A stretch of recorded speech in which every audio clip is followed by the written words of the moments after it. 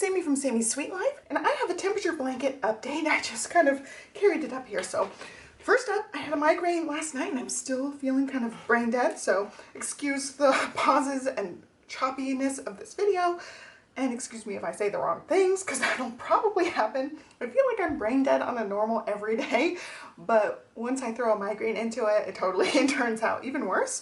So I wanted to show you guys my progress. I talked about this a bunch in the beginning of the year, and then of course as soon as the weather starts being warm, I put this away, and right at the end of August into September, I was like, ooh, I really want to pull this out again. I've been working on it, and I'll show you guys how I have been planning it out. I'll show you my progress of the actual blanket. I'll show some photos or videos up on the screen of all the hexagons of it, because I have all the hexagons made through the end of June, so I'm halfway done with the hexagons themselves.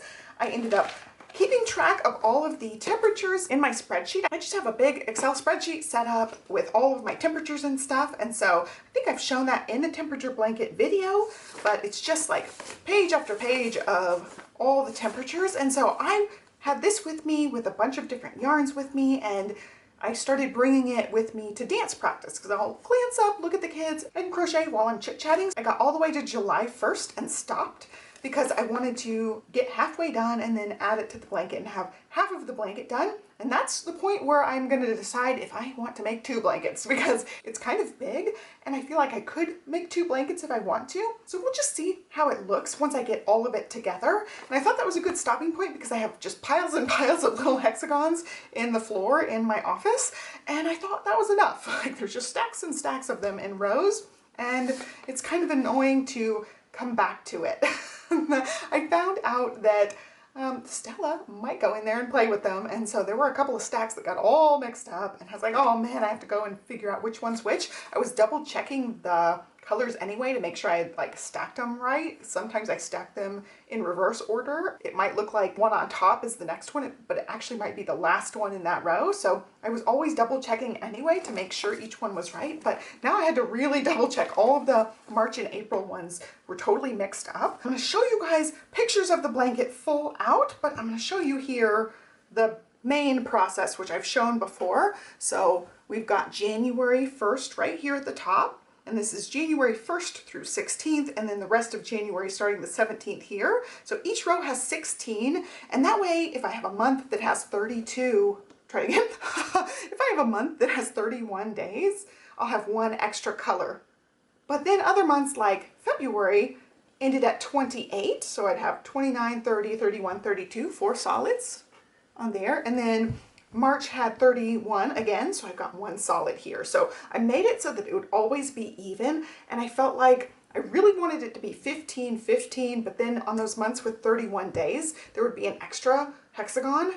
So I made each row 16. So it's a little bit weird on the math that the next row starts on the 17th day of the month, but it makes it even at the end. And I like that there's like these solid ones that kind of place mark, because I know, oh, that's the end of a month, where if I have the blanket like upside down or something, I can tell because now these solid ones are in the front, and that way I can like read across the whole thing and I know what day is what. So I know counting from here as January 1st, February 1st, March 1st, April 1st. So that's how I've got it done. And I wanted to stop what I was doing. I was working on this before getting dinner ready here soon.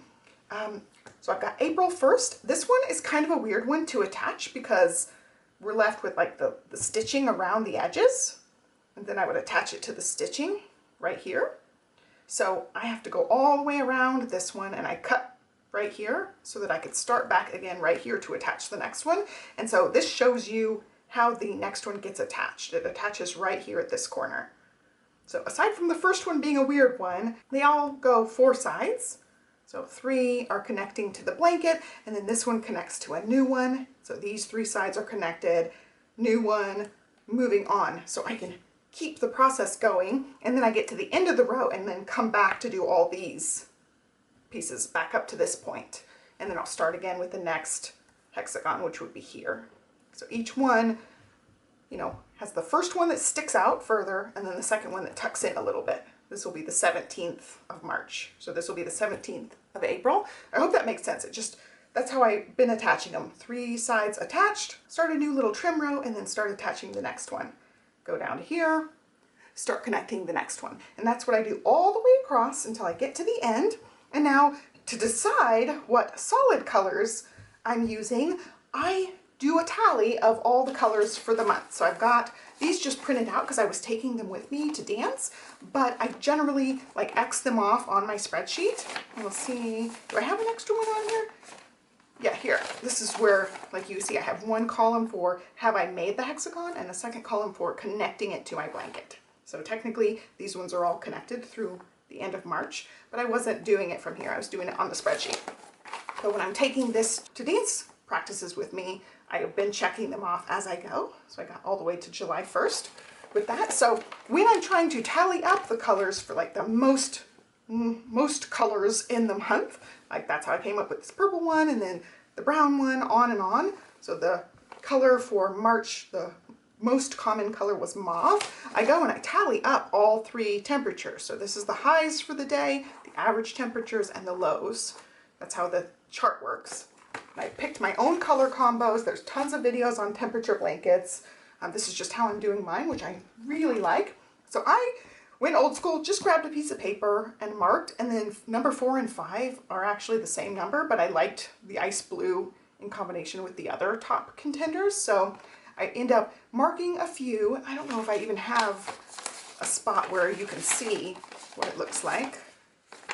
Yeah, like here. So each month I go ahead and add it in next to everything. So here's the extras for February. The solid first one was coffee, amethyst, then mushroom, then taupe. And then I have 2 half hexagons as the next ones, however many solids I need. So like this month I had 1 solid. I still have the second and third most popular color for the month, most often used color, and I have them marked in my spreadsheet just like this, where you can see half hex, because at the end of this whole process, if I feel like it, not saying I will, but if I feel like it, I'm going to make half hexagons for these gappy bits, because there's gappy bits on both sides of the blanket. At the end here, we've got the gaps and the gaps, and then at the beginning, there's the same gaps. So I can make half hexagons so that these sides are even if I want to. I don't have to, but I have the option to do that. And then this top part is just a little bit wavy. You see, it's like a V shape. I don't really mind that one as much, but these ones look kind of big and gappy, so I think I might end up filling these out at the very end and going back when I add some sort of trim around the whole blanket potentially. Probably still in the white color. And I'm just using Super Saver yarns for all of this. It's just Red Heart Super Saver. This is just the white that I use for the edges. And that's pretty much the whole process that I've done. I'm so happy with how it's turning out. It now, you know, looks like an actual blanket because it's getting nice and big. At first it was just, you know, like 2 or 3 stripes. I think I had to finish up March and then I started with the April. So it looked like almost a really big oversized scarf because it was just like a couple of rows. And now it's like getting to look sort of like a blanket. You know, I could set this in my lap and keep myself warm. And let's talk about the back a little bit. It's a hot mess. So I will definitely have to go back, tuck in lots of ends. I started at the beginning here, just starting to tuck some. So I did like the first full-ish row almost. I think I did. Most of the first row is done. So I think I'll just end up, you know, saving it till the end or every so many rows. I'll work on the back a little bit. I'm tucking as I go for quite a bit of it. You can see like there's yarns going in a circle, so I won't have to do a ton of tucking in, although it looks like a ton. There's been plenty that have been, you know, tucked in for the most part, and I just have to trim like little pieces off. And then also, I think I talked about this in a different video, sometimes the ends poke out the front, so I will definitely have to make sure we don't have any pieces sticking out in the front. I've been trying to tuck them back in as I'm sticking them on, but like here I can see this little piece is sticking out. So I'll have to make sure I pull it nice and tight and I don't have that piece sticking out in the front. But otherwise, I'm just excited to be back working on it. It's been a long break since I've done a temperature blanket update, and I'm just so happy with how it's turning out. I ended up starting, especially March, you can see I'm using a lot more aqua type colors. There was a lot more purples and browns in the beginning of the year, and then it starts to warm up really fast in Texas, so I'm getting more into the mint, and like Arctic is a warmer color. The pink is a kind of a pretty warmish color. The blues, aquas, teals, and then we had like one random day that was almost 100 degrees. I move into the corals when it's getting into the 90s to 100s. It's like a light peach, this is light coral, a coral, and then I had colors higher than that, but I don't think the temp ever got above like 102. I think I had temps all the way to 104 or 105 plus. I don't think I hit the top colors at all, so I don't think there's going to be any green on my blanket at all. Maybe, I haven't done August yet. Maybe in July and August there's a higher temperature, but I don't think I got up to the very top of my color chart for this year, which is interesting. And so, yeah, I really like how it looks, where you can really see the difference, where there's a lot more browns and purpley tones, and then you move into more of the blues and teals, and the ones I worked on up through June 30th got really coral, and it was really pretty with the teals and stuff mixed in with the corals. It looks so good. So there's definitely a progression happening on the blanket with the temperatures. Oh, here's another one that's sticking up like this. I see a little one sticking up right there. I got to make sure that those are cut off and tucked in so that the front side doesn't look raggedy. That looks raggedy along the front side. Things like that will bother me if I see like one sticking up the front of the blanket, but I just love how it looks. It's so pretty. I'm shocked that I'm making it. It's one of those projects where you're like, wow, I am doing this, and I'm so proud of it. There's another one that's sticking up through the front. So I'll definitely cut those off as I finish the blanket, but I just love it. I love how it looks. I love the colors that I picked. I know they're not your traditional, like, hot weather colors shouldn't be bluish, like they're cool tinted colors, but I wanted them because I wanted it to feel like tropical vibes colors. Teals and corals are more tropically, and then I have the purples and browns that feel more like cozy, warmish feeling to me for wintry type stuff. So I really like the way I did the colors. They're not necessarily your temperature colors that you would see on like a map of any sort. They're just colors that feel that vibes to me. You know, I'm getting into the warmer, tropically type colors with the corals and stuff. And then like this totally feels winter to me. All these like browns, the purples mixed in, just beautiful. I love the way that it looks. I love the way you get the pops of different color in the middle. It's just such a pretty design. So I will link to the artist who made these hexagons. They're just super cute. And I just love the way it looks. The one thing I thought is for important days like our family's birthdays and things, I may go back and add a little bit of some sort of color or extra white stitches in here just to designate like, oh, that was a special day in time for us for the year.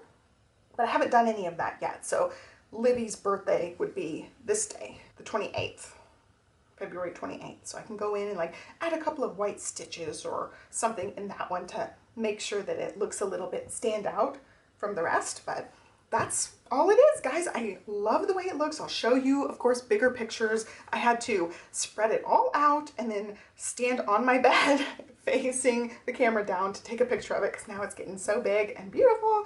And I love the way it looks. And I think I worked out, I was having some of these like intersections puckering quite a bit. And I think I worked out where they're not puckering as much on the future rows. So I think they're looking a lot flatter the way I'm doing it now. I mean, it's not going to be anything that they're not going to grab the blanket at my house and be like, oh my gosh, I see this thing is puckering right here and like rant about it or anything. But I know because I made it. I totally see it.